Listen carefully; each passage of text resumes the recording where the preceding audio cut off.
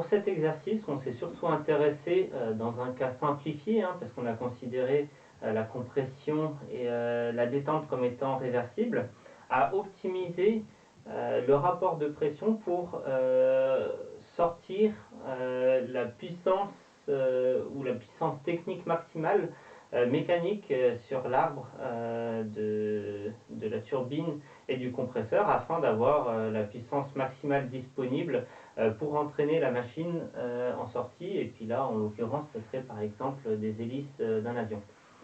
Ce qui peut être intéressant, vu que vous avez un ordinateur et que vous pouvez du coup avec Excel tout simplement tracer l'évolution de différentes grandeurs en fonction de delta, c'est de tracer ceci aussi pour la chaleur spécifique nécessaire à apporter au niveau de la source chaude, c'est-à-dire par la combustion, et d'autre part pour tracer l'évolution du rendement du cycle en fonction de delta.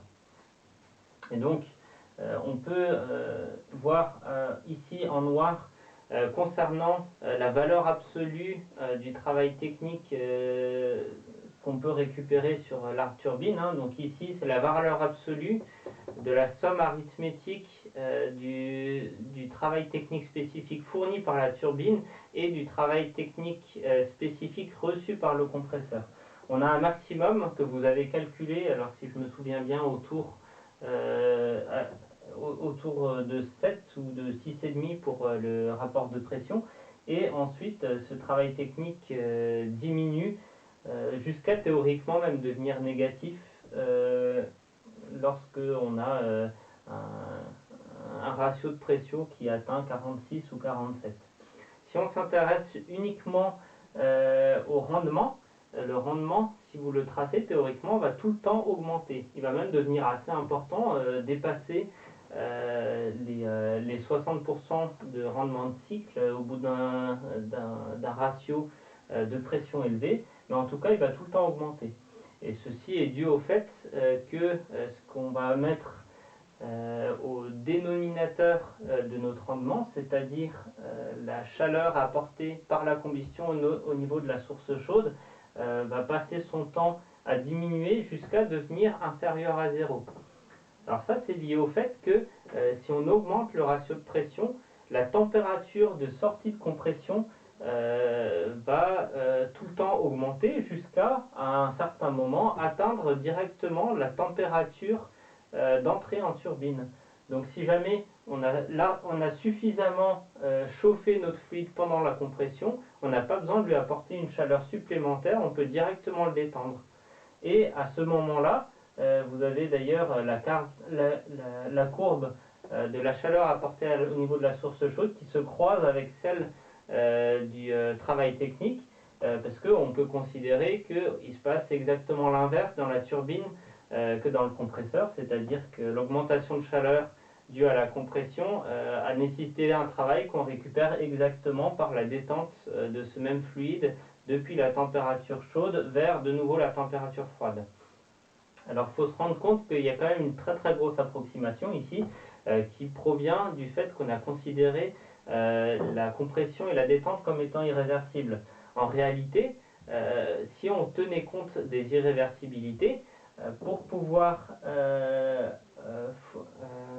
comprimer jusqu'à obtenir la température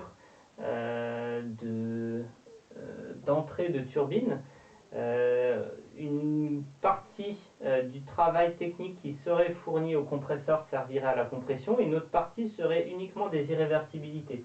Et de la même manière, pendant la détente, on récupérerait qu'une partie du travail technique théorique qui pourrait être issu de la détente, mais une partie serait transformée en irréversibilité et donc ne nous permettrait pas de récupérer la totalité du travail disponible. Donc en fait, en réalité, lorsque QC est égal à 0, si on prend en compte les irréversibilités, on est déjà avec un travail technique net qui sera en notre défaveur. Ce ne sera plus un moteur, mais on va demander plus de travail pour la compression que celui qu'on va récupérer pour la détente. Donc il faut quand même placer ces observations dans le cadre des hypothèses de travail qu'on a fait pour cet exercice. De plus, l'autre chose qu'on peut noter, c'est que pour la production électrique, on peut se dire qu'on veut favoriser le rendement maximal. Ici, on voit qu'il augmente tout le temps.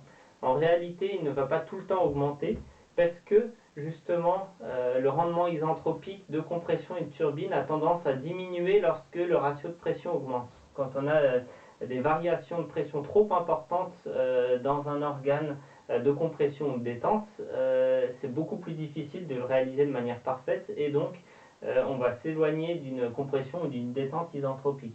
Ce qui va généralement donner lieu à un maximum de rendement de cycle.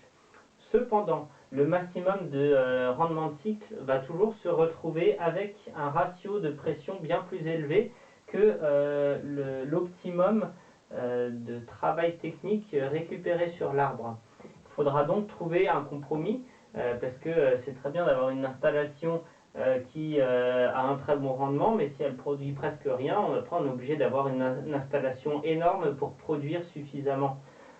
Donc dans les installations fixes, typiquement pour la production électrique, en fait on va chercher plutôt un compromis entre avoir un rendement suffisamment bon, mais quand même avoir un travail technique disponible relativement important. Et donc ça sera un compromis entre ces deux paramètres.